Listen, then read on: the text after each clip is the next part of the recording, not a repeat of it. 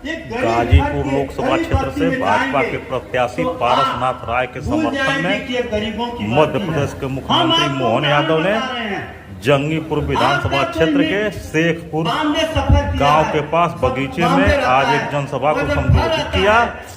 उन्होंने पारसनाथ राय को भारी मतों से विजयी बनाने की जनता से अपील की। इस अवसर पर काफी लोगों की भीड़ जुटी रही। यहाँ वनवासियों की बस्ती है, वनवासी अपने झुग्गी झोपड़ियों परिवार से निकल करके नरेंद्र मोदी जी देश का नेतृत्व करने आगे बढ़े, तो हमको साथ देना चाहिए कि नहीं देना चाहिए? बताइए, देना चाहिए कि नहीं देना चाहिए? आप बताइए, हाथ उठा के देना चाहिए कि नहीं देना चाहिए?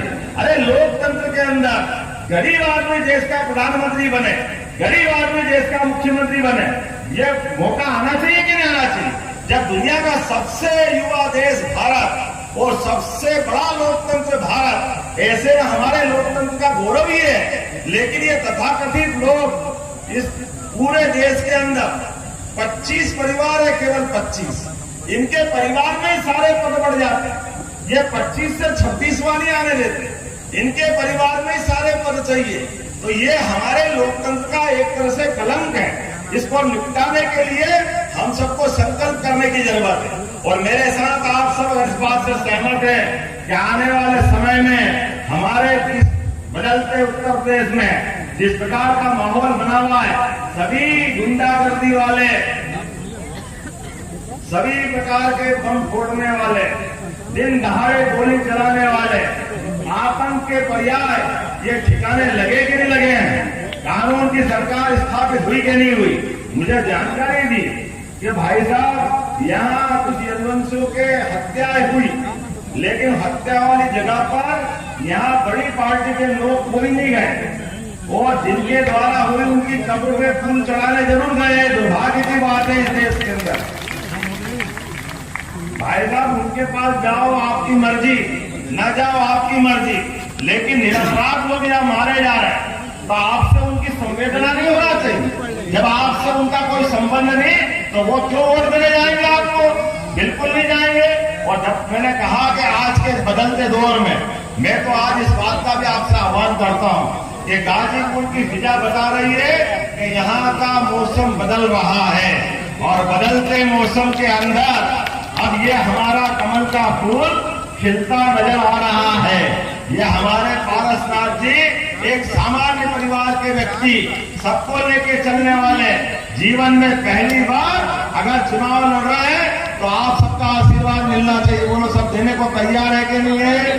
तो अपने स्थान पे खड़े हो जाओ और बांध लो मुट्ठी दोनों हाथ की, और हम सब संकल्प करें किसी भी हालत में आने वाले चुनाव की तारीख के दिन 25 तारीख को आपका वोट डलेगा। एक और अच्छा है, 5 दिन और आनंद मनाओ, जो दुश्मन की छाती पे मूंग दलो, घूमो अच्छे से। एक एक वोट ऐसे ही नहीं कहा सबका साथ सबका विकास, उनने डंके की चोट कहा सबका साथ सबका विकास, सबका विश्वास सबका प्रयास। तो उज्जैन जैसी जगह, छोटे से स्थान पर बहुत थोड़ी सी संख्या में भी आपके जैसे इस परिवार के बच्चे को उठा करके सीधे 8.5 करोड़ का प्रदेश का पूरा मुख्यमंत्री का काम हाथ में दिया है। ये नरेंद्र मोदी जी की विशेषता हो सकती है, ये भारतीय जनता पार्टी की विशेषता होती है। ये सबको साथ सबका विकास, लेकिन सब दूसरे सामने है, वो कहते तो सबका है लेकिन करते अपने परिवार का ही। वो अपने परिवार के अलावा किसी पे भरोसा नहीं करता, ये उनकी अपनी लाइन। और बोलते क्या क्या है? कल ही एक बहन जी इंटरव्यू दे रही आज तक, और वो इंटरव्यू में क्या कह रही? बहुत अच्छी बात कह रही, उनके भाई साहब चुनाव लड़ रहे हैं, पहले अमेठी बर्बाद कर दिए, रायबरेली की तरफ बढ़े हैं, क्या रायबरेली से लड़ेंगे? बताओ आप, चुनाव कभी हार जीत होती रहती है, लेकिन हार से इतना डर कि ऐसे भागे।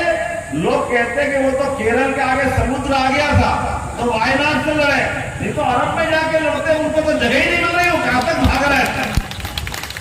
और वापस आने का मौका आया तो अमेठी में स्मृति ईरानी जी के साथ मैं भी मौजूद था जब उनका फॉर्म भरा, तो समाचारों में पढ़ा हमने कि शायद वापस लड़ने आने वाले।